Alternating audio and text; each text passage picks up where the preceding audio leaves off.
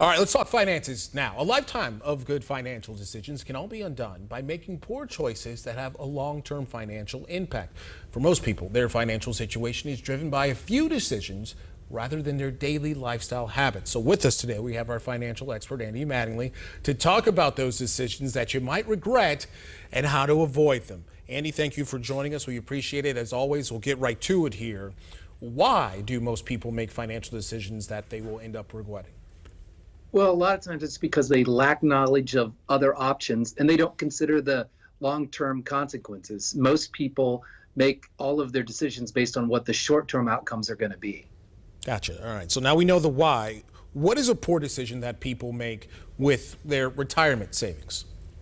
Well, the number one is that they wait to start doing it and then they compound it by not aggressively getting to their maximum limits. And both of those things are really critical to do if you want to have the retirement that you're hoping to have.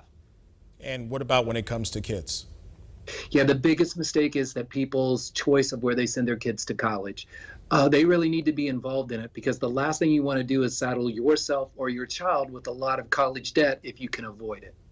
And what are some other of those financial decisions and that people might regret? Well, it's really that they don't build a financial plan. I mean, if you don't have a financial plan, it's kind of like trying to get to a new destination without a navigation app. Your likelihood of getting there on time and at the right place is pretty low. Okay, you are a financial guru here, so we have to ask you, what is the biggest financial regret that everyone here should be avoiding? Well, the biggest one is that they make poor choices in how they fund a lifestyle that they can't really afford. So they use debt, credit cards and other debt.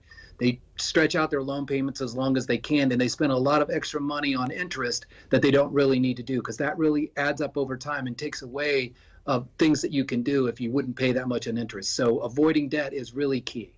All right, Andy, as always, we appreciate your advice. We'll see you next weekend, brother.